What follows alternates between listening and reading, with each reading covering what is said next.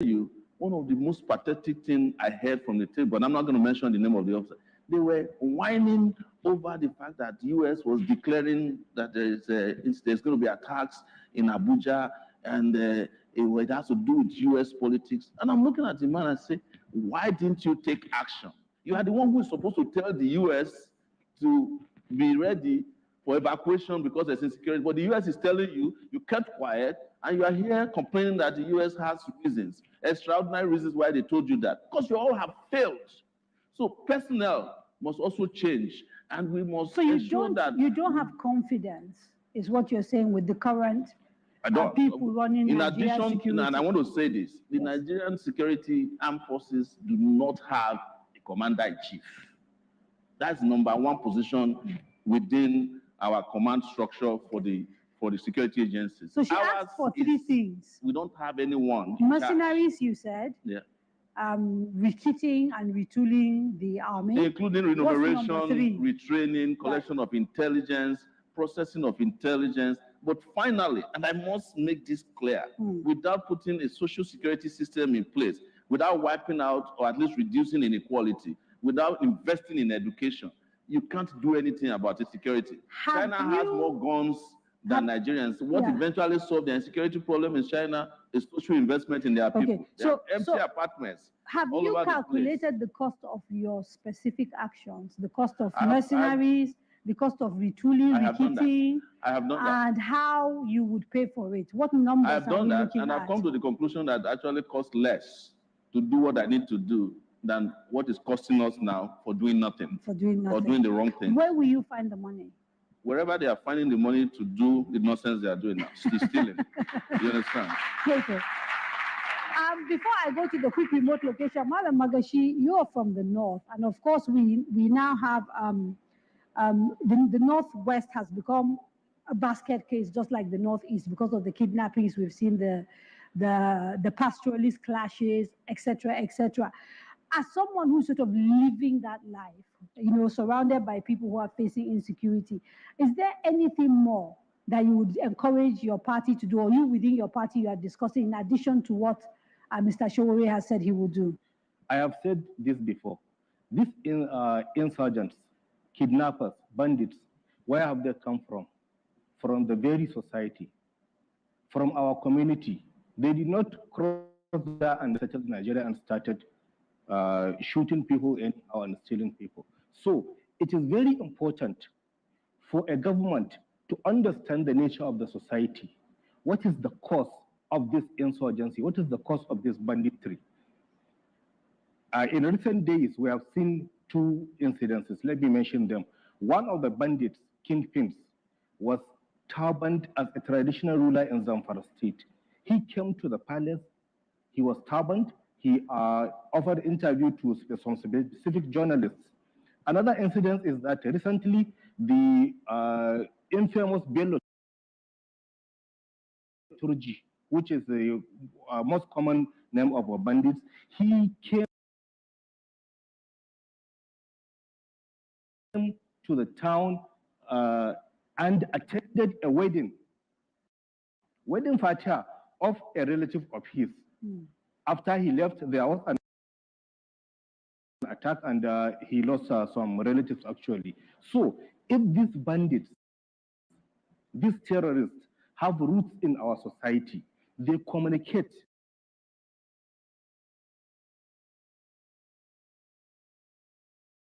with our people. These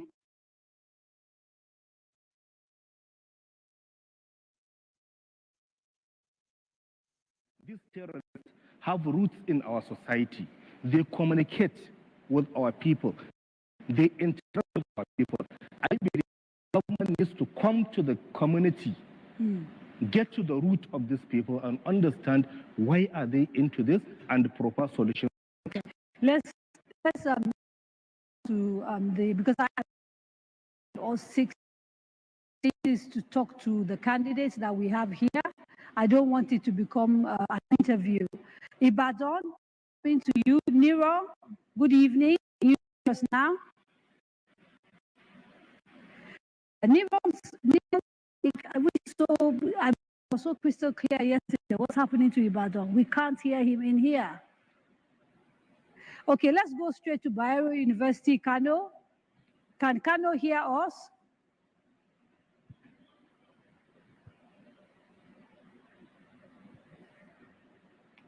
Today we seem to have big technical problems. I apologize for that.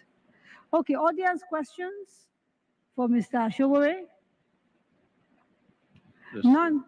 There's yes. Good evening, Mr. Sowore and Dr. Magashi.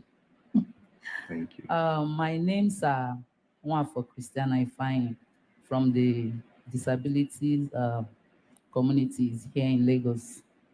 My question is, if you become the president of Nigeria come 2023, what are your programs, in terms of social protection for people with disabilities in this country, and your agendas for the inclusion of PWDs in your governance? Thank you, sir. Thank you very much. I want to thank you for coming here today. And one thing I've hated so much about Nigeria is that this, people with disabilities, people we call special population, have always been used as a signboard for occasional intervention. But look at what you guys give to this country in terms of pride in the Olympics. You are the ones who have likely won the most gold in this country. But after we collect the gold from you and we do the paparazzi as usual, we abandon you.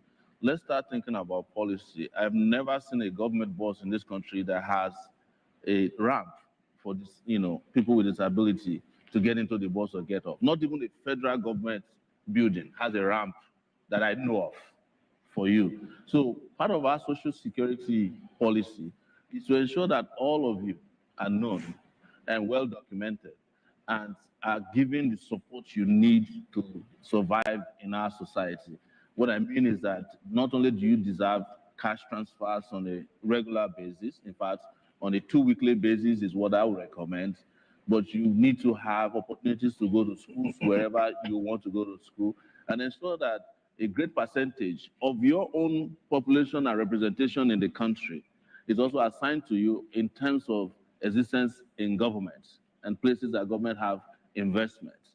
Not that we'll say, well, there's not, maybe they'll probably plan another ministry of disability so that a person who doesn't have any of these concerns or challenges will be the head of the place. So let's have a ministry, several policies that makes you feel like, make you whole again, be part of Nigerian society in a way that we don't treat you as if you are not part of us, or you just need occasional intervention. Before you do, in 2019, yes, the candidates was instrumental in getting President Muhammadu Buhari to actually sign the disability law, so that they now actually have, a legal framework for rights for people with disability. I'm wondering whether you're familiar with that law and if you have any criticism of it as it currently exists. No, I've not read the law. Okay. And I treat everything done by President Buhari with the same attention, lack of attention, because I know he may not have even read the law he signed himself. Right. We see him doing that all the time. I'm talking about what I would do, not what they have been doing. Yeah, but if you already have an existing law, surely if what they were you have doing responsibility to familiarize yourself with it. If there's a law in place that promotes inclusion of PWD, so special population like she's talking about, she won't be here complaining, right? If the laws were working in your own interest. Yes. So it's apparent that that law is inadequate and insufficient. Okay. And I'm not going to be basing my own future policy on laws made by Buhari. Malam Magashi wanted to say a few things. See, I had a glimpse of that law, and it is a bit inadequate. It needs to be improved. It is a good thing that it is in place, but it is inadequate. I work along with an organization with the persons with disability in the north, and my chamber in Kano has offered to suggested to offer free legal services to people with disability in the event of anything that comes as a result of their position or in the enforcement of the provisions of that law. And that agreement is still there. Right. Thank you very much for that.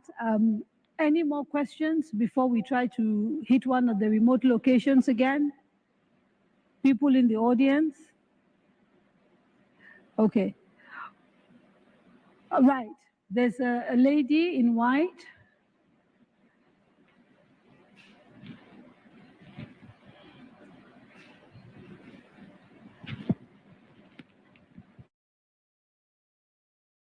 Mr. Shore. My name is Rabi Ismail. You need to take off your mask, perhaps, because you're muffled. We can't hear you.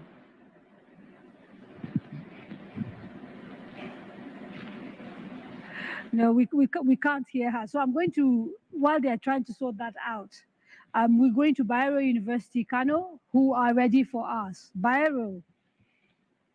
Good evening and welcome to Bayer University Kano. My name is Stephen Enoch. From the studio, We can see him, seems but again, we Showore can't has hear a lot him of- in here. Can you hear me? There's a problem with the sound in the actual studio. We can't hear him. Okay, can you hear me now?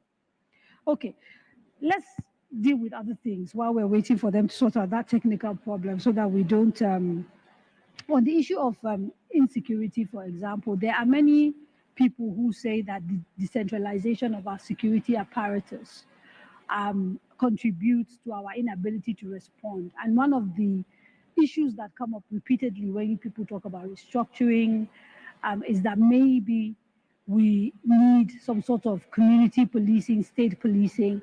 I know that you're not comfortable with that. Why is that not a consideration for you when it comes to trying to solve our security problems? Why is bringing policing closer to the people not an option? No, I've never said I'm not interested in community policing. I've always said that I believe that there is not enough community intervention in policing. Right. And that I will sign up not only on state policing, campus policing, local government policing. So I misread. Yes, you must have okay. Yes. town policing. I live in a place in the US, a small town of less than 3,000 people. They have a police department and they have about 7 vehicles. There might be more. So state police controlled by states and community police controlled by communities. Yes, because we have 3 tiers of government in Nigeria. Right. We have the local government, we have local government, state, and federal. There's need for federal police, no doubt, but federal police cannot enforce laws that are state laws. Most of the laws, including, I think, murder in Nigeria, are state laws. So the states are the owners of the laws that needs to be prosecuted when an offender is involved. But the police that is involved is not controlled by the states. Right. So I'm in support of state police. But let me expand further, that not only do I subscribe to that, but that the Nigerian Constitution is one of the biggest problems at this point when it comes to foundational issues like this. And that 1999 Constitution as a fraudulent document written by some military brass. But factually, that's wrong. People keep repeating that it was written by the military. Wrong. No. Maybe for people who did not understand military rule or who didn't we fight have the military. A lawyer. Let me tell him my understanding of the Constitution, and he can tell me. What's your own understanding of the Constitution? My understanding of the Constitution we run is that it is primarily based on the 1979 Constitution, and that 79 Constitution was actually put together by a team. It's a Constituent Assembly. Yeah, but they were all civilians led by FRC Williams. Yeah. But and that was what was adopted and adjusted. So when people keep talking about a military constitution, it's very misleading. There were no soldiers. Constitution because a constitution must be promulgated into existence. They do not have the mandate of Nigerians to adopt the constitution. So why it's fraudulent is the preamble. We, the people of Nigeria. Any book you see that tells such a lie, brazen lie, so the people who put it together were representative of Nigeria. No, and from all indications, they were not military people. They were military people. They were not. It was promulgated by a decree. Yes, but it wasn't put together by soldiers. It was put together by soldiers. Together lawyers and people from across. Obasanjo was going to be sworn in 1999. They don't have a copy available because they were still looking for printers. Okay. Another thing, yes. No, let me finish. That constitution, let me tell you this, and I'm going to ask you to do your research. Yes. That 1990 constitution was so bad that a portion of it was found to mention America in it because it was copied from, part of it was copied from the US Constitution. That is They not had to my go back and understanding. I correct have that. never heard this. I Well, don't know my there are a lot understanding. of things you don't know that I know. That's why I'm running for president. Okay. The things that are on the record officially about, But this is with true. all seriousness, the things that are on the We're record. serious. So No, what no, I'm saying is that if you want all let- these great things Justice, for restructuring to be put Justice in that Nikki constitution, Toby yeah, was the person charged, is his committee that put together that constitution. My understanding of the way it worked is that they went around the country, took a lot of input from multiple year? stakeholders. We're talking about 1999 Came- constitution now. Yes, came Not- back not and 1979. recommended. Yeah, no, 79 was put Nikki together. But Toby- you are Nikki- mixing up things. No. Nikki Toby. You are mixing up No, things. Nikki So, Toby and you know was what you are the doing. chairman So of the you know Constituent exactly what you are Assembly. doing. No, Nikki Toby was the chairman of the Constituent Assembly put up by Obasanjo, if I'm right. That was supposed to make a constitution. And they came back and said But that's not that the 1999 consensus constitution. was 79 with amendments. No, and I that was disagree what with was you. passed and what we now use. Anyway, You should have we put will not. fact checkers here so we that will- we so, don't, so, so you want a new constitution, a brand new brand constitution. new, yes. How are you going to achieve this? The people of Nigeria deserve one, and it is their own wish I'm that asking is you about- paramount. I'm asking about the how. Yes. People All- want a lot of all things. these The other issue is the persons- how. All these other presidents of Nigeria have tried to create a constitution. The reason they didn't come into existence is because it did not satisfy their own personal interests. Obasanjo did it, but he wanted it for third term. When it didn't happen, they threw it out of the window. Jonathan did it. He wanted 7 years tenure instead of the usual 4 years. When it didn't work, 2004. That's the well. Yes, That's a claim. they We threw it don't- out of the window. Mm. We can, if it is the consensus of the people, if the people want a new constitution, The people because have where the I'm people going, have where I'm going, representation in the National Assembly. please, they do. Where I'm going is that the National Assembly have been amending the Constitution. If they was working, we wouldn't be talking about constitutional amendments. But you see, even lawyers say it. I think it's a Latin word that you can't build something on nothing. The guy who is in charge of the amendment of the Nigerian Constitution in the National Assembly is the one they caught in London trying to sell kidney. So The because point- he has the point, no, we're using it I'm to make sorry, money. Showore, you know, I don't have millions to settle libel. And, They can sue me now. no, I have- seriously, seriously, but seriously. this is not like You have to be really careful about. This is not like that. No, seriously. I am I saying that don't the have. guy in charge of constitutional amendments in the National Assembly for the longest time is Yes. Ekweremadu, Senator Well, Ekweremadu. okay, so if you are And it's also a fact that he's jailed in London because he's tried not to take jailed. somebody. He's been sitting- tried. He's sitting We need in- to be he's sitting very in jail careful. in London. He hasn't been being found tried. guilty. And He's been we can charged use jail with a and crime. detention interchangeably. No. This So- is the law. No, but You are it's the not the truth. one that we But sue. there is not that going trial for trying to take. No. Charging somebody is That's different why from I'm telling you that you are prosecuting him. wasting your time trying to amend the constitution using the Nigerian Okay, National so Assembly. let me focus on your vice president, who is also a lawyer, right? And I just want to try and find out that the reason I'm asking about how you intend to do this is that even if you do go ahead and win the elections like you're trying to do, you're contesting, it is possible. Given the footsteps of AAC across the country, it is very unlikely that you have a majority in the National Assembly. So unless you're saying to me you're going to be dictatorial, the question that I'm asking is valid about how you are going to convince members is of the not- National Assembly Yeah. who have tried to do just constitutional amendments without luck because they couldn't get the unanimity they need in sort of state houses of Because assembly, they were etc. building So something of how nothing. are I'm you going telling to you. convince this same set of people to change your constitution? Okay. Do you want to hear from me or you want to hear from I think me? I will hear from him, then we'll come Okay. back to you, All right. if that's okay. The first step is to have constitutional conference where But we've had many before. So there's nothing original about the idea of a constitutional conference. if you are setting a constitution, at least this 1999 constitution was not a product of any constitutional conference. We can keep going back and forth. Okay, I'm listening. Certainly. So you need a constitutional conference where every segment of Nigeria would be participating, would be represented. With that, if you have all what it takes and you come up with a document that is a real representation of the people, then that is when you present it to the assembly for ratification, probably some few things may be checked unchecked, then the next process is having it gone round to the state assemblies. If you have all that, then the constitution would be adopted as a people's constitution. I'm sure you can see I'm smiling. And the reason I'm smiling is that there are people listening to you and will say, clearly you've never been in government and you don't understand the difficulty of consensus. Because we've seen people try to do this again and again. It isn't working. Because they've never, and I understand this about Nigerians. Right. You've never seen or had a set of leaders or any leader that make things work for you. So the standards are very low. So you've never seen anybody that made something work from nothing. I have done it before.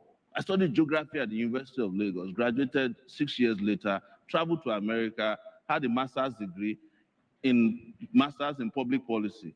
I did not work for more than 2 years. I started a global website, never written before as a journalist. So when I'm telling you that I can make things happen in this country, I can make it happen. I'm one of the few young people in this country.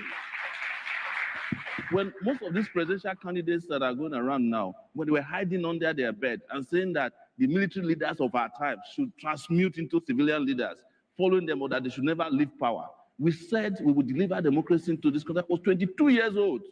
I made it happen 10 years later, not by myself alone, but so there are people who have the mind, the courage, the composure to see into the future and know that a few people can change their world. Okay, so can I say something? Yes. Can I say something? So when people throw this blackmail at us, no, it's not blackmail. The truth is that we know from experience that activism can be determined, driven by one person.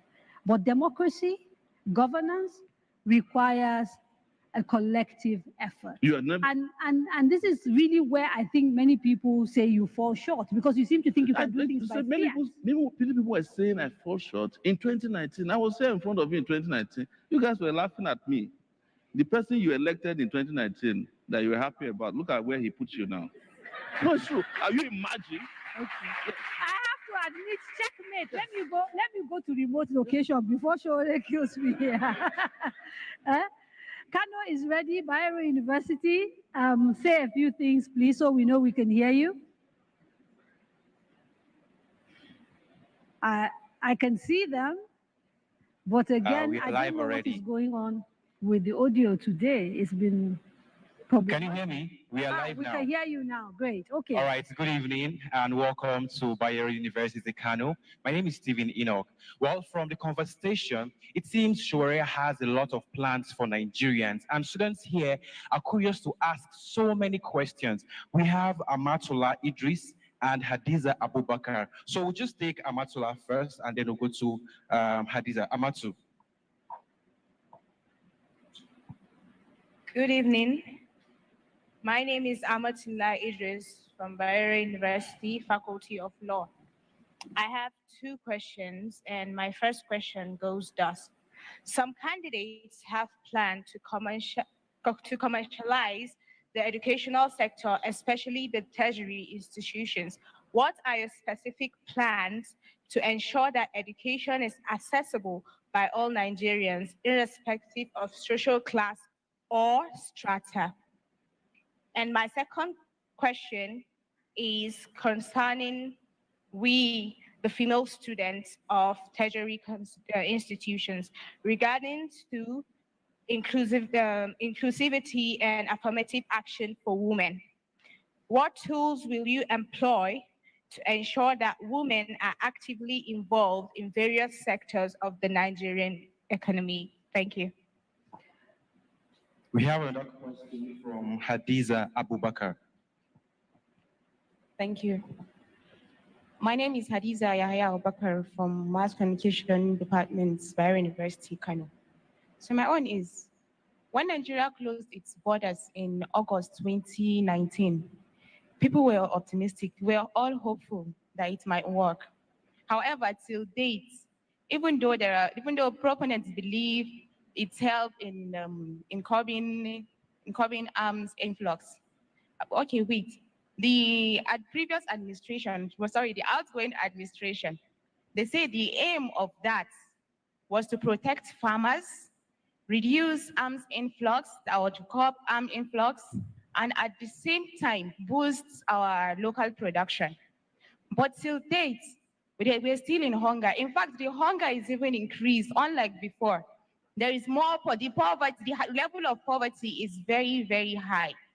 And at the same time, there were reports that the farmers in the border communities, they became the victims of the border closure, which was supposed to protect them. They said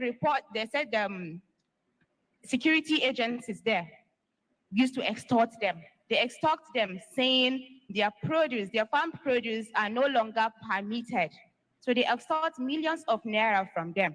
So what I want to know, dear candidates, or what we want to know, dear candidates, is if you were elected, what would you do differently in this situation? How will you eradicate hunger? How will you do more good than harm if you were elected? Thank you. Those are the questions. Thank you very much. Thank you very much, Bayero University. These are extensive questions that I'm sure require detailed answers. And I have just a few minutes before the break. So I think what we will do is we will take the quick break. And then when we come back, dive straight into answering those questions. You are watching the candidates. And we are in conversation with the candidates of the AAC. Don't go away. Stay with us.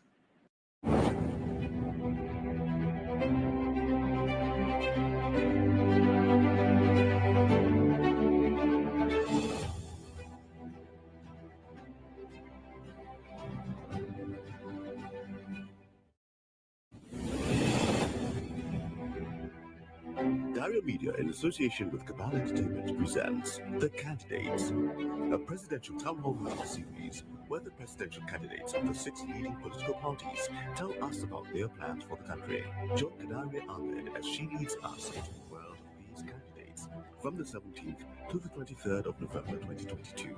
This very important program will be streamed on FRCN, Radio Now, DSTV, NTA, Facebook, YouTube, and more.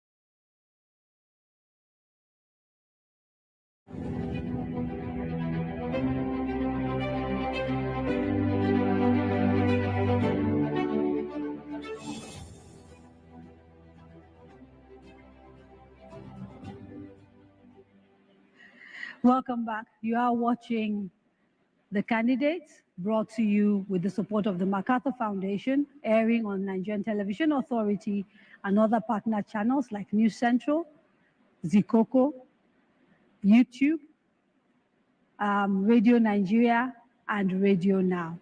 Now, before the break, we had a few questions from Bayero University. And before I hand to you, we also have one online question. So I just want to tag it along so that you answer everything all at the same time. This one comes from Daltum Bade. And he says, climate change is one of the major issues Nigeria is facing. Recently, we've seen how flooding has ravaged communities. And this is as a direct result, some of it, of climate change. How will you address this? So if we start with Bayero and then end with that. All right. With regard to Bayero, I wanted to address the issue of border closure. I was in detention during the border closure hoopla, and I must tell you that the closure of the Nigerian border is the most hilarious thing I've ever seen. You cannot close what you don't have. Nigeria doesn't have border. I don't know why anybody will make such a policy. It's just like building a house, you put a massive gate in front of it, but the gate don't have walls. I know this because I used to pass through the border. Is it that they have borders or the borders are just porous? They're porous. They're porous. Even where there are official locations in the border, they are porous, of course, because of corruption. But most of Nigeria, boundaries are just outrightly porous. And I'm not going to say that I will build walls, no. But because part of the problem we have in Nigeria is that as long as our neighbors are poor, no matter how tall our walls are, we cannot drive them out. We should care about our West African brothers because I'm a Pan-Africanist. I'm not going to be closing border. But the reason the border was closed, as I laid out for that, it was the most bigoted thing and also most discriminatory thing against certain businessmen. Because why they closed the border, by the way? I was getting intelligence within the DSS that some businessmen were offered opportunity to still be moving their goods and services across the border. But the poor people were being criminalized for going to buy rice. As she said, after all said and done, which policy did he protect? If you say you want to be growing rice, the price of rice go down. You understand? Well, the we're not importation of rice importing will as go much. down. So why did you close the border in the first place? Waste of time. Then somebody also asked about education. Education, yes. And education for me is a big deal because I wouldn't be sitting in front of you today were it not for a small, regional educational policy known as free education, propagated by the UPN and the Unity Party of Chief Obafemi Awolowo.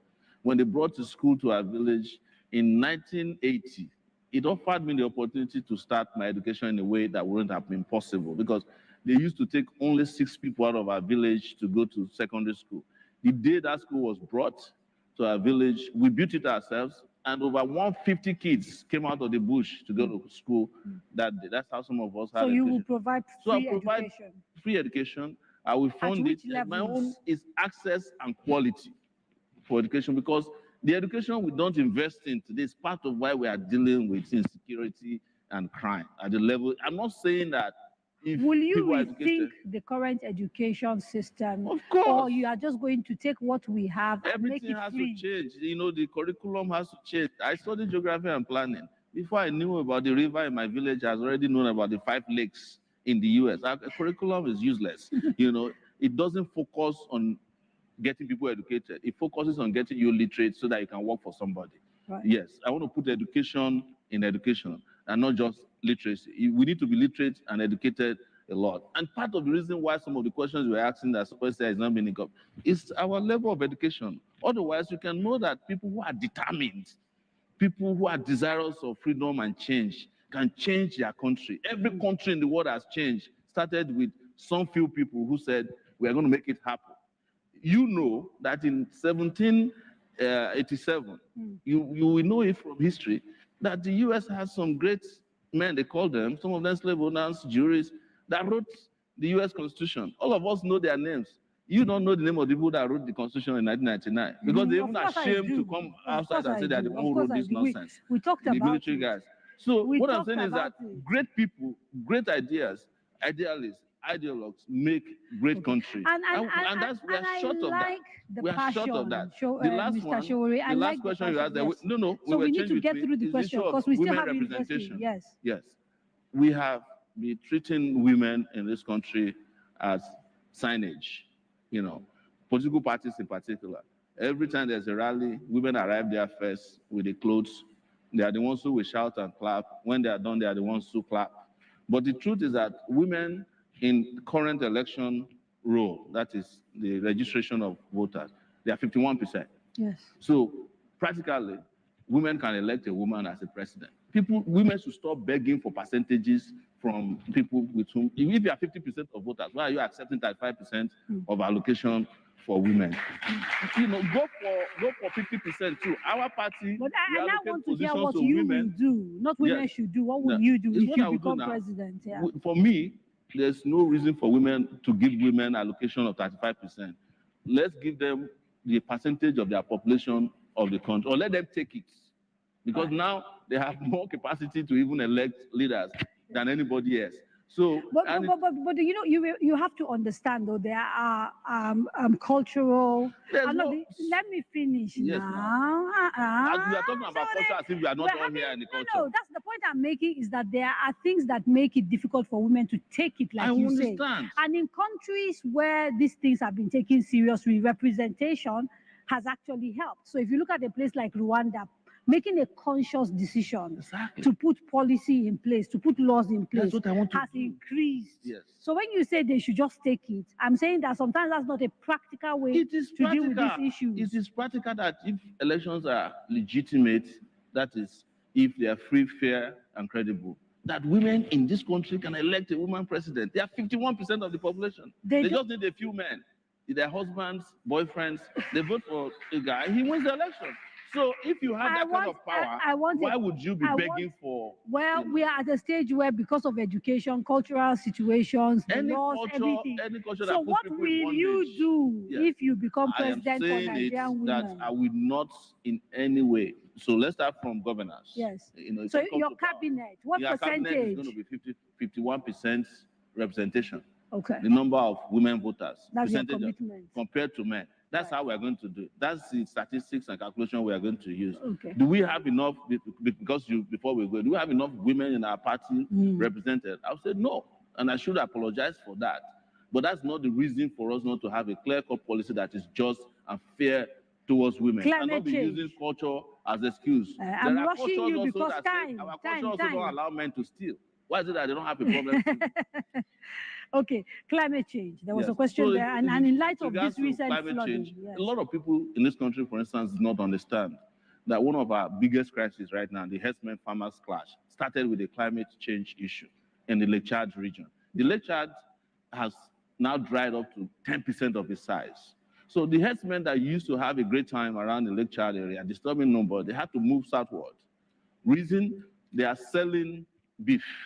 Beef is a $4 billion industry in Nigeria. Particularly in the southwest where we are today, Yoruba people, my people, there's nothing they don't eat when you bring a cow out and slaughter it. The nose, the ass, the legs, everywhere. But the truth is that because we have not applied the policies necessary to regrow, say, the Lake Chad, we are suffering from that mistake because nobody understood it. So how will you deal with it? There's a policy we have put in place, to re-energize the Lake Chad region.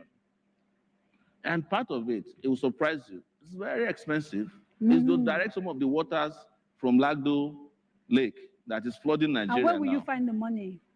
Why are you always asking about where would we find the money? Because you have to be able to fund things. When we are funding thieves in this country, billions of dollars, they are stealing it. You are asking me where will I find the money when Nigeria has got money. The problem with Nigeria is not that we don't have money. It is that it's being shared by a few. If the little money we have is being used appropriately, your accountant general will not walk away with 150 billion, and that is not life. I agree. I'm not disagreeing with that, yes. But if you do become president, I will become president. You will inherit almost from day one some of the issues left behind by these people that you're trying to replace, including empty coffers, at least in the first few days. How are you going to, what are the sort of things that you're going to do to find the sort of immediate money that you need? If you go into government today and they say to you, look, we have only 1 month worth of, reserves to import food. And, we do a lot of importation of everything we literally consume. We're not selling enough petrol because we're using the rest of it to service debt. These are international obligations that you can't wiggle out of, How will you deal with that? You see, when I come into I'll be coming in and I'm saying this authoritatively, that I've done my research about money. And in 2015, right? Okay, we're going to have to take a quick break because your audio has. This time I want to say something good. I'm sorry, they can't hear you. I'm so sorry. They can't hear you. All right. I've just been told by the control room that your mic has gone bad. And so rather than wasting your time, we'll take a quick break. And when we come back, you can start again from the beginning, I promise. Let's take a quick break.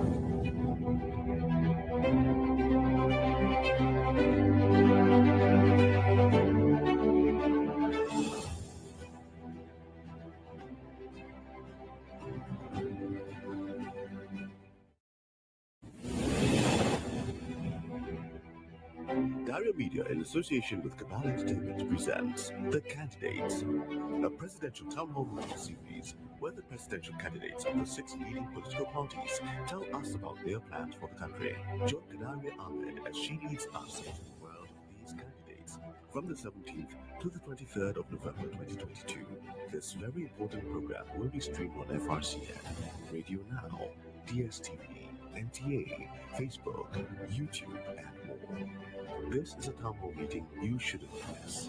Tune in. Let's hear from the candidates.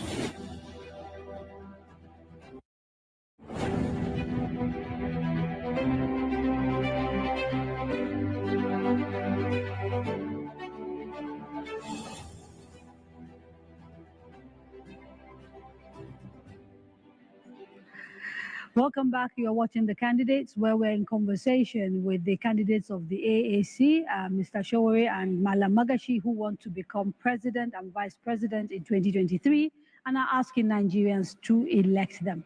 I want to recap the question we were dealing with so that, for the sake of those who are just joining us. We were having a conversation and I was trying to get a sense from you of where you would find the resources to do all the things you want to say. And you said Nigeria is a rich country. And the point I was trying to make is that if you were to go into government today, there are few things that will happen. You will inherit, for example, a budget that has already been signed. You'll be inheriting all the deficits. You'll be inheriting the debt and a whole bunch of, things that are a little bit messy. And so I think it's a valid question to ask you how you will navigate those things within sort of coming into office. And I'm saying that in 2015, I was one of the presidents that was almost single-handedly responsible for helping government to locate the loot of the monies that were meant for purchasing cars that would have been used to fight Boko Haram. And honestly, government did recover some of that money when they were looted. I've done my own research because I will have a transition team that will go to work as soon as the election, I'm declared winner of the election. And I have found over $6.4 billion owed by oil companies to the Nigerian government. When I talked about it, they said they have paid it down to 2.3 billion now, but that's still solid. The Revenue Mobilization Agency of Government, RMAFC, said there are government agencies, this is not unknown people now, who are refused to return revenues worth 11 trillion naira. Help me add that to 2.1 billion at the exchange rate of today. You see, my budget is already being balanced. But you can't do all of that until they swear you in May. No, the transition team can reach out to them and say, look, Mr. Sowore is coming in, please pay up. They don't have to listen. Well, if they don't listen... Because you are not president No, they will listen because they know that I've legitimately been elected as president. I'll tell you, during when Buhari came in 2015, for the first time publicly, when he thought he had anything to offer, What do you mean they? Didn't you campaign? No, I'm talking. I didn't run in 2015, but I'm saying the NLNG dropped $4.5 billion Nigeria's dividend publicly for the first time. To the Nigerian Treasury. And I heard that's how the government started. Since then, they have not dropped any money that we know of publicly. When Sowore comes, I'm sure they will get that message very clearly. So you see that I'm balancing budget. We are not talking about borrowing because Nigeria's problem with debt is not the biggest problem. Our debt to GDP ratio is one of the lowest. Our problem is revenue to GDP. Yep. And we have already discovered where these revenues are leaking and how we can quickly put a lot of money together can help. When you talk like that, with regards to the budget, you review it. If it needs, I will send a new supplementary budget to the National Assembly. We will do that. Okay. I want us to dive a little bit, but I think I understand University of Maiduguri might be ready. I'll come back to this budget conversation once we hear from University of Maiduguri. University of Maiduguri, you are ready or not? Yes, we're ready. Okay. Hello. Yeah, this is Musa Osman from University of Maiduguri campus here. And the students are keenly following all the discussions that have been taking place between you and Sowore and his running mate. And we have two students who have some questions to ask. I'll start with Yusuf Tara, who has the first question. Yusuf. Good evening, I want to use this opportunity to welcome the AAC presidential aspirant to this interactive session. My name is Said Yusuf Tara, and my question goes like this. Mr. Sowore, I am your follower on all your social media handles. I follow you on WhatsApp, Instagram, and what have you. In all your life, you have been an activist, fully participated in NSAS protest, a promoter of Revolution Now, and also in some occasions you support the agitation of Biafra. So my question is that, how will you ensure a secure Nigeria without creating social unrest and without violating human rights? Thank you very much. Thank you very much. So the second question is from Sado. Sado, please come forward. Good evening. My name is Sado Banya from University of Maiduguri. The presidential aspirant has addressed the issue of tertiary education. I would like to know what plans he has for the millions of out-of-school children in Nigeria, practical solutions that will bring the menace to an end, and also about insecurity. Several administrations have come and gone with policies and programs, but it's sad that insecurity is on the rise. So I would like to know what new strategies will you implement to curb insecurity? Thank you. And thank you very much, University of Maiduguri. There are a few questions people have sent via email and Twitter, so I will add them to these questions and then you take it from there. Ozu Emena says, do you believe the unity of Nigeria is negotiable? Valid question, given that from Maiduguri we've heard questions around Biafra. The same person also says the Nigeria Bureau of Statistics says about 133 million Nigerians are poor. How do you intend to lift more Nigerians out of poverty? Yes, so the first question is the same as the first one you read out, which is the unity of Nigeria. And I think this is where people misconstrue the word unity, as some kind of unbreakable bond for Nigeria. I need to give a little bit of historical background to Nigeria, that Nigeria was not even put together by Nigerians. It was put together as a business by Lord Lugard. In fact, when Lugard was creating Nigeria, he had already created Port Harcourt. And the reason they created Port Harcourt was that they discovered coal in Enugu. So they needed to export the coal. And then Port Harcourt was created in 1912. Nigeria was created finally as one entity in 1914. So I am telling you that a country put together as a business did not become a nation. What are you killing yourself for? I believe that Nigeria can be united with justice. The Northerners are the most worried about the issue of unity. But if you look at the Northerners, they were actually the first to be reluctant for Nigerian independence because they felt like they were not ready. I think you will find that actually that's an assumption. It hasn't been tested. No, I'm saying it not to. No, I'm just saying it's an assumption. Maybe you can ask yes, your I'm not your demeaning. What I'm saying is that they put a lot of thought into joining a united Nigeria. That's why they delayed the independence for a few years. We would have had independence around 1950, but the Northerners were not, they were thinking about it, they were consulting. The so first that's the civil point. war So was that Araba. means that even at the onset, the people on that side of the divide had to be sure that they wanted to join Nigeria. So everybody that came to join Nigeria was forced into that unity. For us to now make the unity happen, we must create a perfect union. That's why I talk about the Constitution, because that's what happened to Americans after the Brits. They defeated the Brits.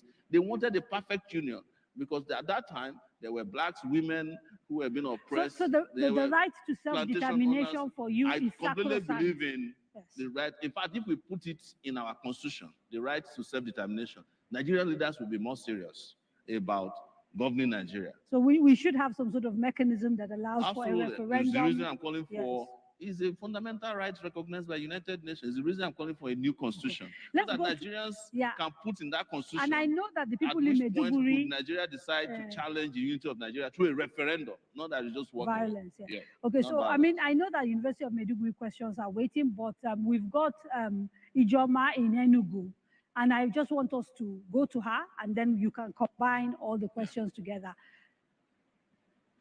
Can you hear us? Oh, it's Ifoma. Sorry, Ifoma. Hi. Hi. Good evening from Coal City. I'm Ifeoma Ajumobi, live at Coal City University in Enugu. And the engagements have been quite insightful. Thank you for the platform once again. The students have questions, plenty questions for the candidates. And we have Grace, Chiso, and Jonathan on standby with their questions. Jonathan, let's hear Jonathan's question. My name is Jonathan Annie from Department of Microbiology. Sir, what do you intend to do about subsidy? We'll hear from Subsidy. Summa right now. Summa. My name is Summa Obuke from the Department of International Relations. Mr. Sowore, it is not new to anybody that most public office holders have decided to send their children abroad to study. And for this reason, they are insensitive to the plight of an average Nigerian student caused by incessant strikes. Sir, as a former student union leader, how do you plan to put an end to these industrial actions, to these incessant industrial actions in public universities? Grace has a question.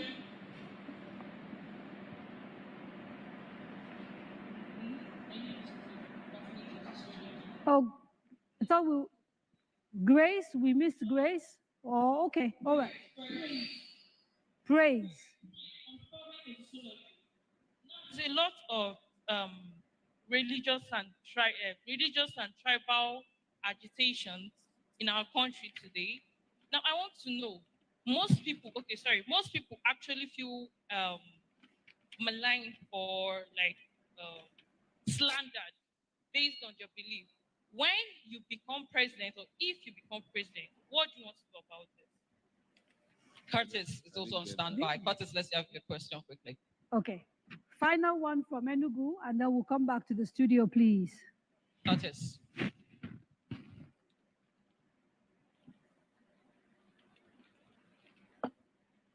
Hello, my name is Joshua Curtis, DK Jr. So my question is to you, sir. If elected, what will you do differently in the areas of extrajudicial killings, especially those committed by the Nigerian police and our armed forces? We know of the SARS era, the things that they do. What will you do differently that the current government hasn't done? And then also, how do you include young minds like my humble self into the governance and also make us able to make decisions for others who are young like us? Thank you. Thank you very much. That's a whole bunch of questions. And I didn't hear some of them, but I heard that of it. Okay, so we'll start with the ones you heard, and then I will. We'll start that of the lady who was talking about what we'll do to end the incessant strikes, and the fact that the rich people are sending their children at the expense of those children of the poor abroad. See, this is something I know very well because I track this, and you're a journalist. We used to do this together. I track how much money is spent in sending children of the rich at the expense of the poor to school. You discover that an average son of a politically connected or politically exposed person going to a school in the UK is spending over maybe 200,000 pounds a year, the big schools. And if you break that down to Naira, it could almost build a building, a structure that has over 6 classrooms that is of the highest standard. They are stealing it from you. That is why I said, as part of our policy, that whereas we have no right to stop anybody from sending their children to school abroad, but they also have no right to steal our money to send their children to school abroad. And as a result, those monies that are retained, we will use it to give study grants to students that are going to school in Nigeria. In Denmark, Norway, students are paid to stay in school to the point that sometimes when they are supposed to spend 4 years in school, they spend 6 because they don't want what's to the go. population of Denmark? No, stop talking about the population. The population of Nigeria is big. The problem is the population of the thieves, which is not big, but they are taking the biggest of our resources. So we want to stop that. Let everybody who can afford to send their children to school, send their children to school. Is your problem. But don't steal government funds to send your children to school and then prevent students who are supposed to have access to their own national resources. Please take note make of them stay at home. my follow-up question. And Yes. the reason I will ask it now is And I wanted to answer I don't that, want you. that guy Yes, that I said know. he I wants want. to I be don't want to in our interrupt. government. Let him join our party. This is a youth party. No more ancestors in government when we win. No more ancestors. Yeah, there are a few more questions I need you to deal with, and when you are done with them, perhaps come back and talk about how you deal with corruption. Since you were talking about how to deal with the money. Okay, so somebody asked what your, whether you remove subsidy. Oh, subsidy. Yes. I think we should stop calling it subsidy. Okay. That's maybe it will make it easier. That particular name has been demonized. The subsidy they say we have in Nigeria is a subsidy of the oligarchs, the people who are importing petrol alone. When you take crude out of Nigeria, crude after the state has a capacity to get a lot of products, including your hair shampoo. We take our own crude out, we go with a whole crude. When we are coming back with just gallons of petrol, kerosene, jet A1, and that's all. And we see petrol at nose. Our solution is to repair our refineries.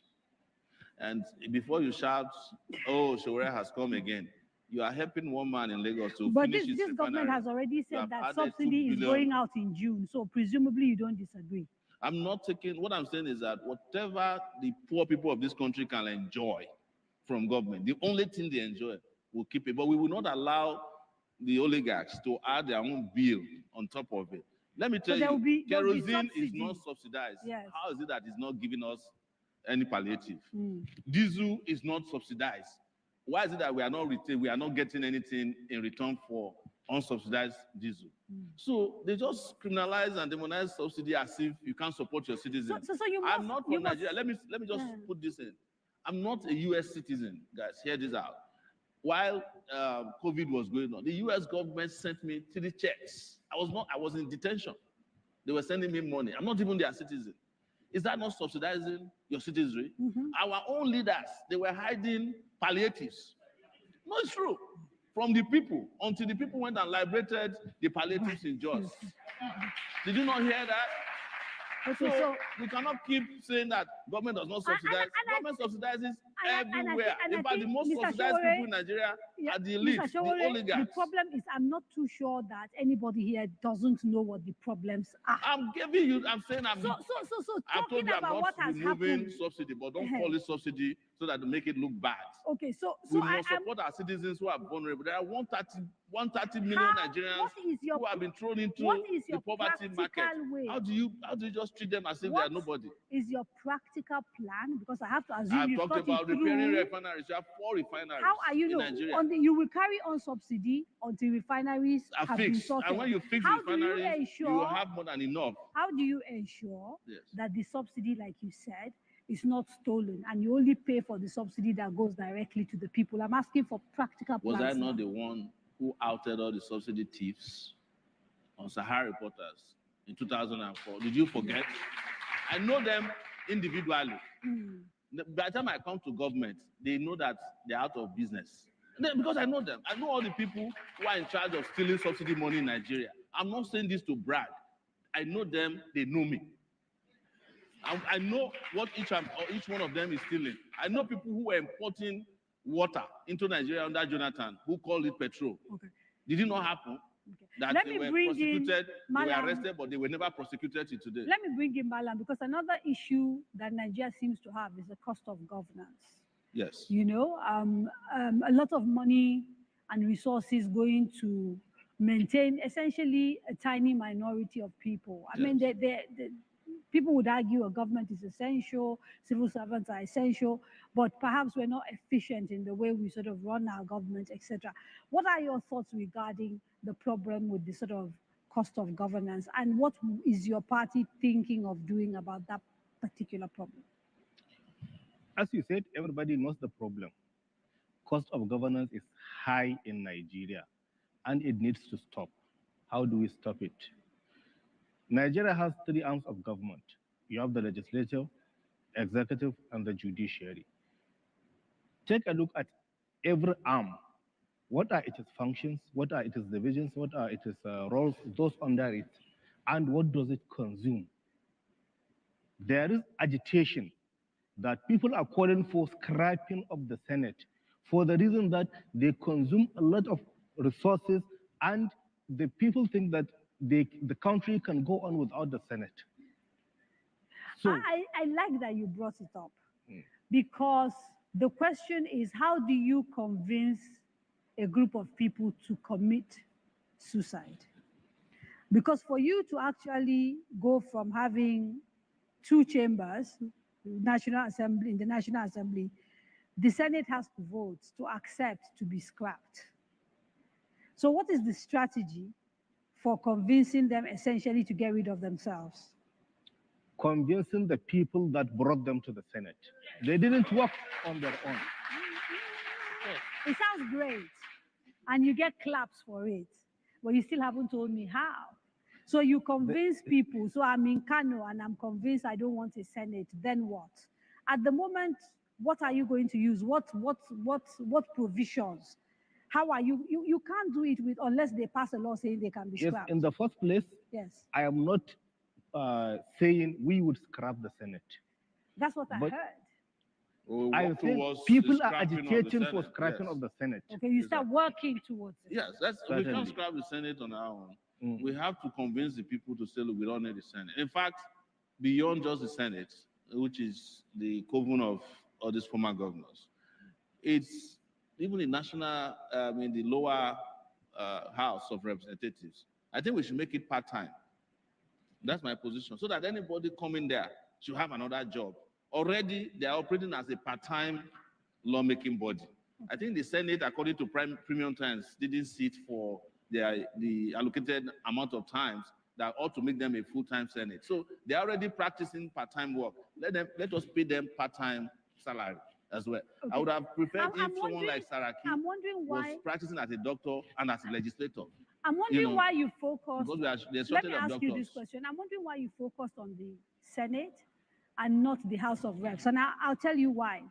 The Senate, unlike the House of Reps, ensures equal representation for every state. So every state has 3 senators, yes. Not 4, not 5, So everybody in the Senate, in terms of representation, is equal. Whereas House of Reps, there are variations which many people find unfair because they're driven by landmass, by population, by that sort of thing. So Kano State, might have more legislators than, say, Zamfara State or Enugu State. Let's grab the House of Representatives there. Right. Yes, so because I was trying to understand why you chose Senate and not House of. We came to that conclusion because most of the people in the Senate don't even have any reason to be there. And our goal is to reduce the cost of government. And I was also add, apart from cutting the legislative arm into size, because South Korea doesn't have a Senate and they are doing well. Senegal doesn't have a Senate and they are doing well. We also want to reduce a lot of baggages in federal ministries, departments and agencies. For instance, I don't know any reason why Nigeria should have a minister and a minister of state. They are doing essentially the same job. Get rid of the minister of state, keep the minister. A lot of organizations have replicated duties. We wipe them out again, and reduce, and this will have impact because we are looking about a compact government. We are not going to deny it. I agree with you. I agree with you completely that the cost of governance is too much and it's very top-heavy, and it includes the presidency. And I don't want to repeat it here that they have a fleet of jets that Buhari said he wanted to reduce. He just kept increasing it. So what we are saying is that the cost of governance is too much. I even worry why any Nigeria president needs an Aso Rock, which can be converted to a children's hospital. The president doesn't have a family that's huge enough to be living in that zoo, as they call Aso Rock, that is fenced in 3 places. Whereas if you go to the White House of the US, it doesn't have that many bedrooms. If you go to number 10 Downing Street, I don't know how many bedrooms are there, but there are not as many as number 7, one building in Aso Rock. So I'm just using that as an analogy of how much we spend wasting our money doing nothing. So presumably when you get in there, to determine what should go and come, there would be some sort of process. Exactly. That's why I'm saying that the constitution needs to change. For instance, If you don't change the constitution, we can't scrap. You look at the beautiful argument you presented now about the House of Rep. You have just put them in trouble. Now we are going to be thinking about scrapping them. Because no.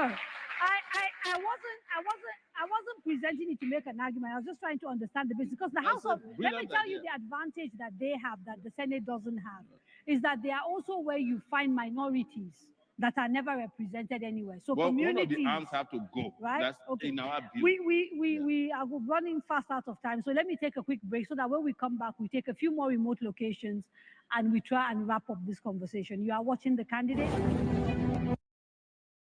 The candidates of the AAC are Mr. OMOYELE Sowore and Malam Magashi. Don't go away.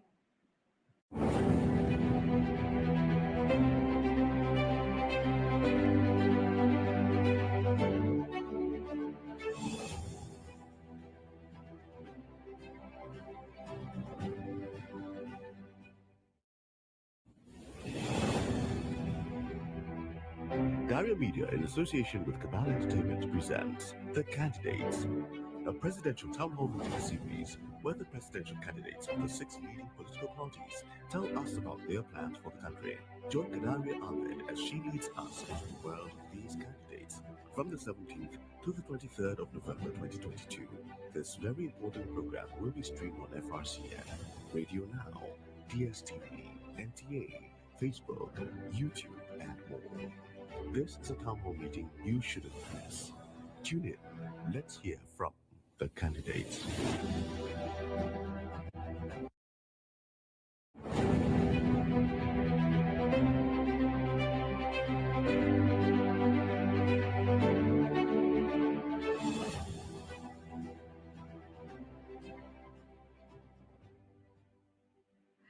Welcome back. You are watching The Candidates. And we're going straight to the University of Abuja, where Ruth is on standby. And please note, we can only take 2 questions. And if you can keep them tight, we really would appreciate it, because we're running fast out of time.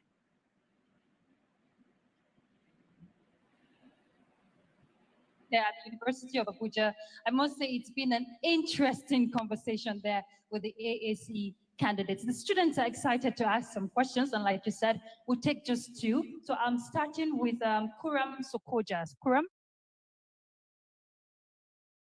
Hello, good evening. I'm Kuram Sokoga from Economics Department. My question is, in view of the present state of economic recession, inflation, the degradation of the Naira, and balance of trade deficits, what are the steps you want to take as incoming president to solve all these alarming issues that has brought about economic breakdown? Secondly, in consideration that we practice the Keynesian economic system, as to the fact that governments play a key role in controlling the forces of demand and supply and market participation, what are the steps you have to put in place to improve government's functionality in major sectors of the economy, such as production industry sector? Thank you. Thank you very much. Okay, that's quite a handful. Raphael is next. Raphael. Yeah, good evening. My name is Echobu Raphael Ikpebe. My question is, if and when you're elected as president, what are the steps you're going to take to raise Nigerians' confidence in government? As an average Nigerian has lost total confidence in government and governance and their ability to ensure and provide basic responsibilities, to perform their basic responsibilities of theirs are met, which include are not limited to social amenities, security of life and properties, and all that, etc.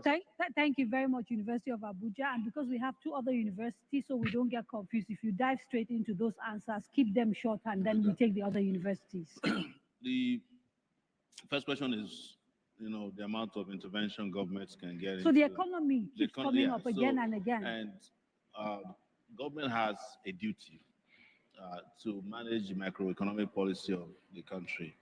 And when we say this, we also have a duty to ensure that our monetary policy is tight. I mentioned it when we started that Nigeria's central bank is just a glorified, bureau de change right now. We will change that when we come in to ensure that we have a central bank team, not just a governor, who understands what the monetary kind of policy we need to stabilize the Naira in particular. But it does need to be independent, so you won't interfere. Independence, that's what I'm saying. the government has a role to play in taxation. It has a role to play in generating revenue.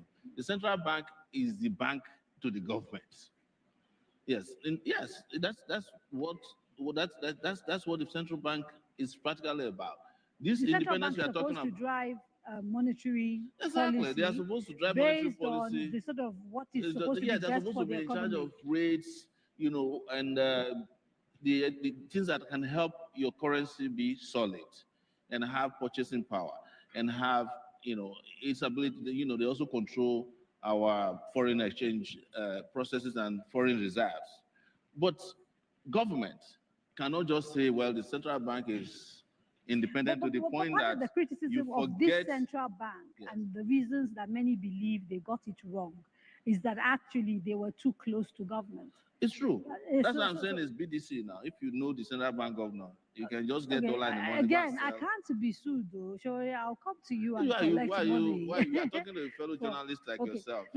let's carry on. So answering that question on the economy. So what I mentioned earlier, that in all of this, one calculation that people don't make when it comes to Nigeria, they eliminate completely or refuse to discuss standard of living. All of this, fiscal policy, monetary policy, all kinds of policies are supposed to make life better for the citizens.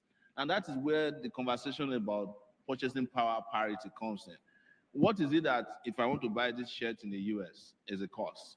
And what will it cost me in terms of Naira to buy in the country? If I'm not producing it, it doesn't matter whether I like it or not. It costs me more because my currency is weak. Okay, so and there was a question sort of related to that, which was about productivity. Yes, Because at the so, moment, we're but you not a can't very get see, you productive. can't get into product. You can't have a production argument in Nigeria without fixing the power sector, the energy sector.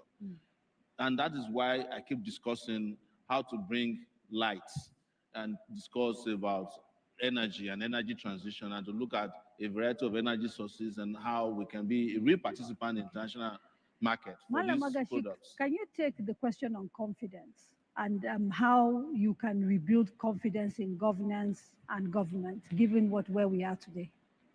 To be brief, what do the people want from the government? If they get what they want or what they desire or what they expect, they have confidence. They need peace, security, justice, social amenities, and what have you.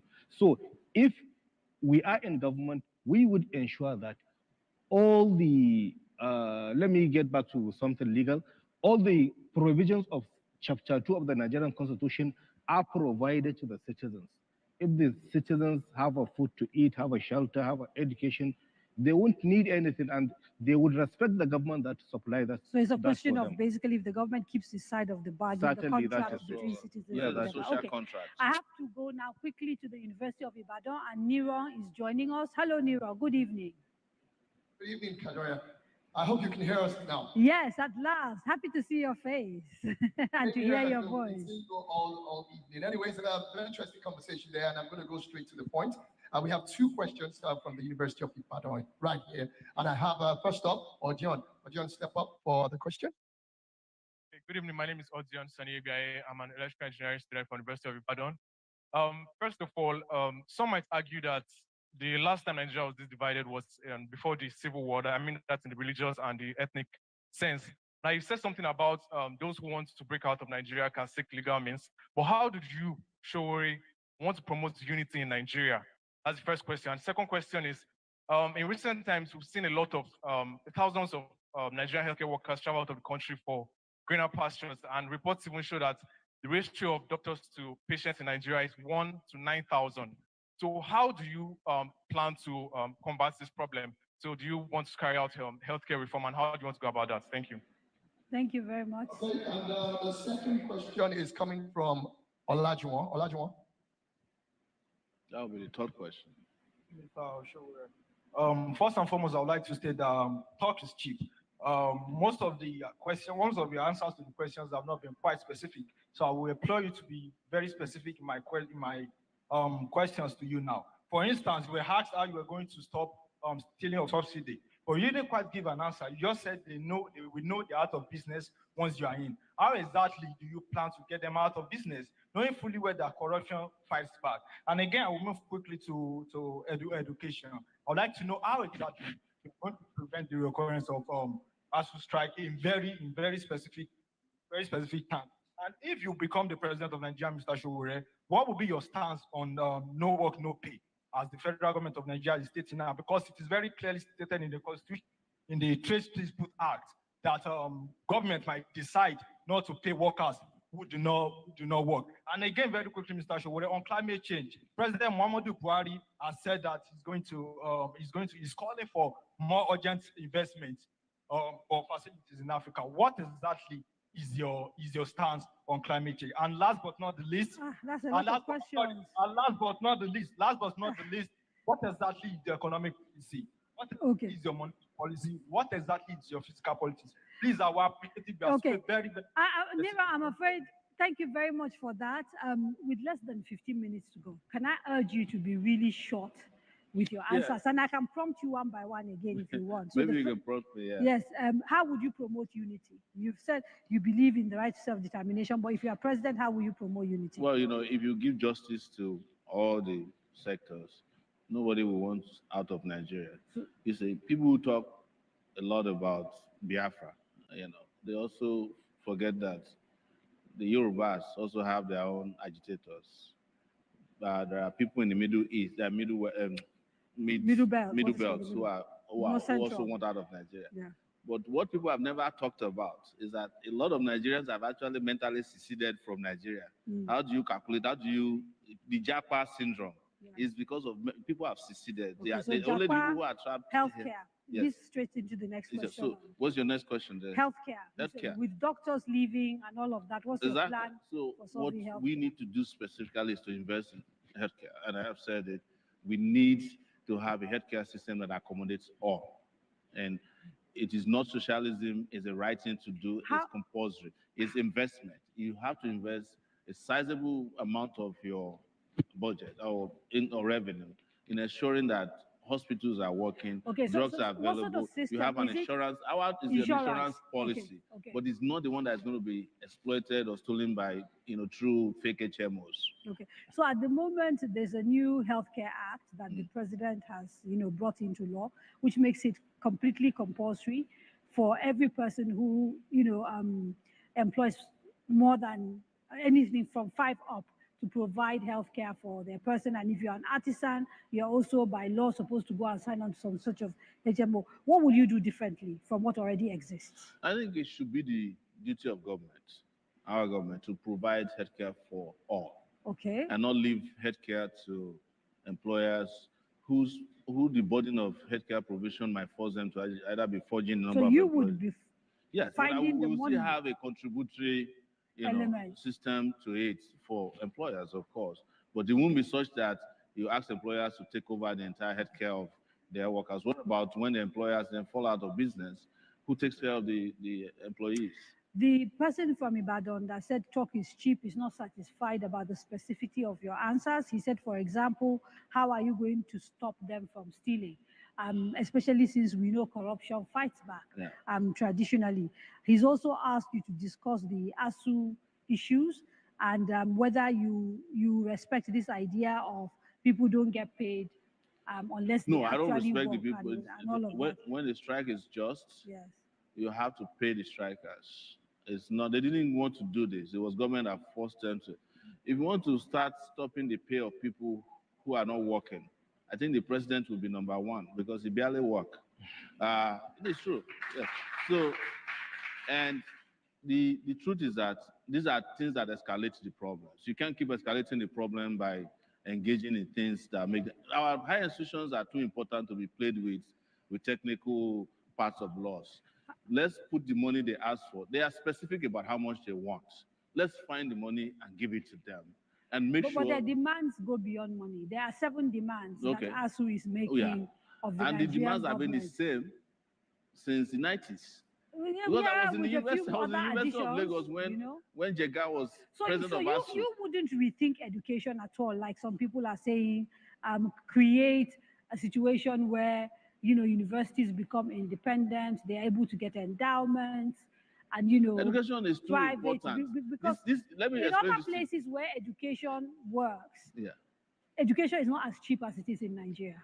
Education so people actually, if you look at how much we pay to train doctors, it's not also as expensive as they think.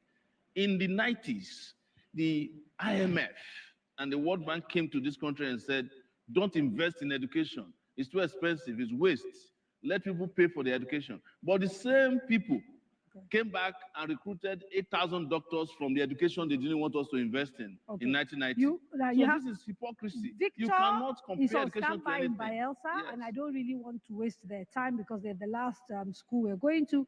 But you still haven't talked about, the thieves, yes, who are stealing the subsidy, yes, but talk is cheap.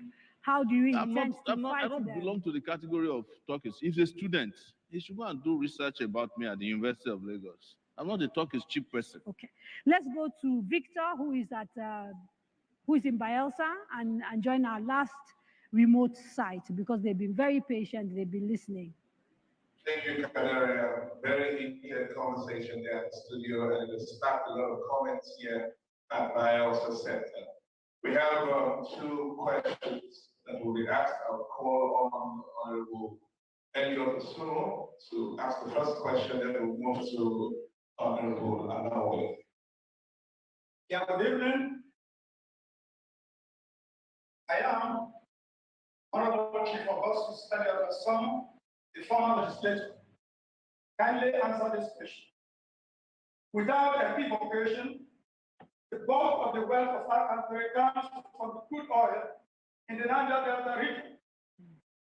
And for donkey years, the entire environment, the ecosystem, has been abysmally polluted, destabilized, defaced, disintegrated, and bastardized, and the people impoverished with the oil blocks predominantly in the hands of people outside the region. Should you become the next president, how would you redress this repugnant imbalance? Thank you very much. Thank you. Okay, thank you. We'll take one more question quickly, please. Okay, good evening. My name is Alawi, public servant. First and foremost, I want to congratulate the candidate for putting himself forward. It's not easy. I feel that the right time has come for good people to equally put themselves forward. Briefly, my question: if you become the president, what will you do with the presidential mercy program? But recently, the news is everywhere that this government have decided to wind down the presidential mercy program under 6 months without the government keeping it side of the bargaining. And this is causing a lot of problems in the Niger Delta. So what will you do with the presidential mercy? Thank you. Thank you. Victor, if I could ask you, Victor, can I ask you to quickly recap that second question? Because it wasn't very audible. We could barely hear him.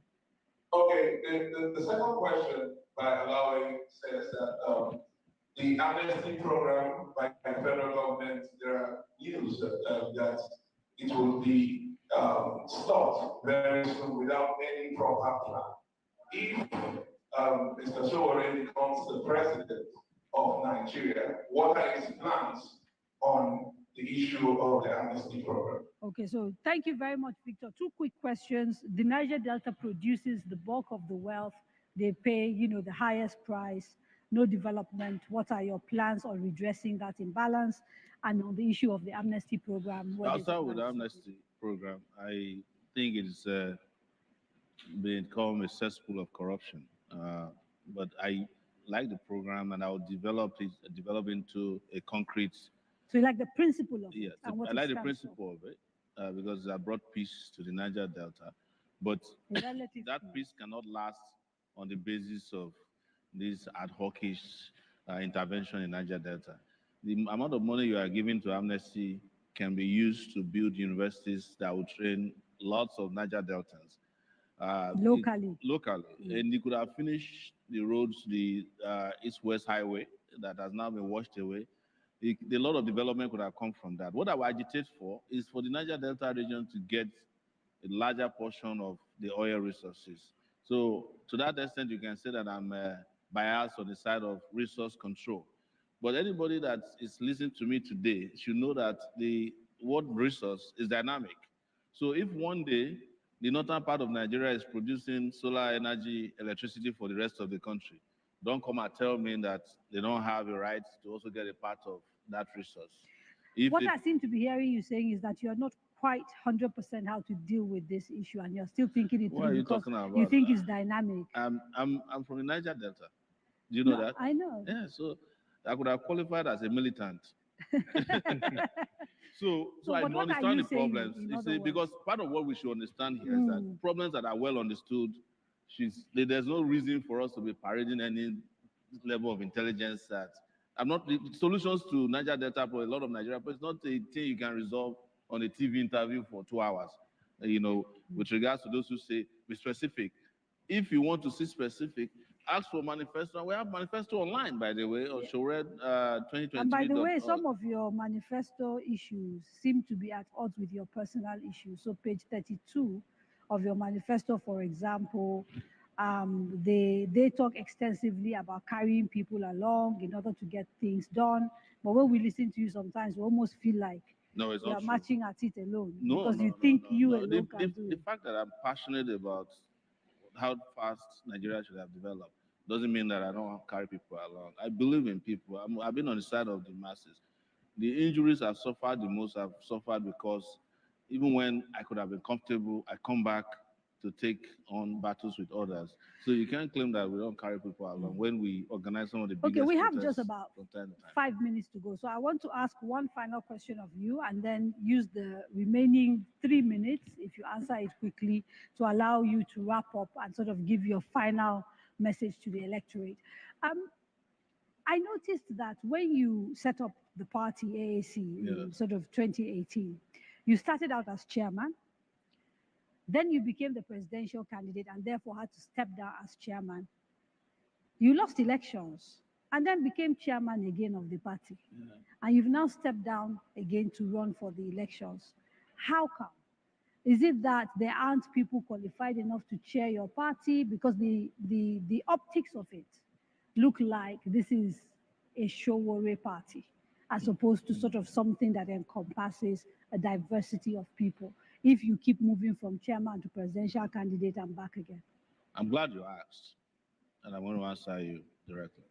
We set up the party in 2018, and we sort of decided in agreement with INEC that we'll have interim leaders until we go to a convention. And the convention of the party was supposed to happen after the 2019 election because we didn't have much time.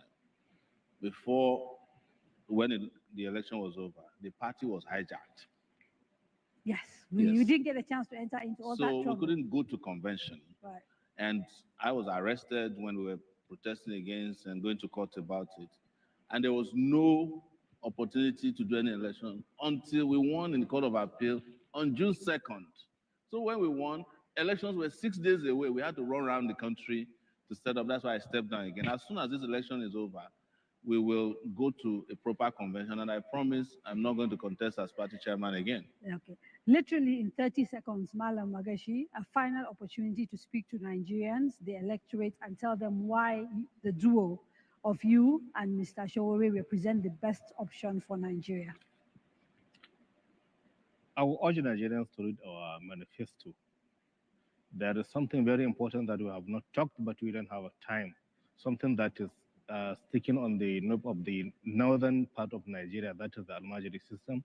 We have a very versatile and workable framework for the Almajiri system to work. I assure the northerners that if we get into power, there would not be Almajiri that would be begging.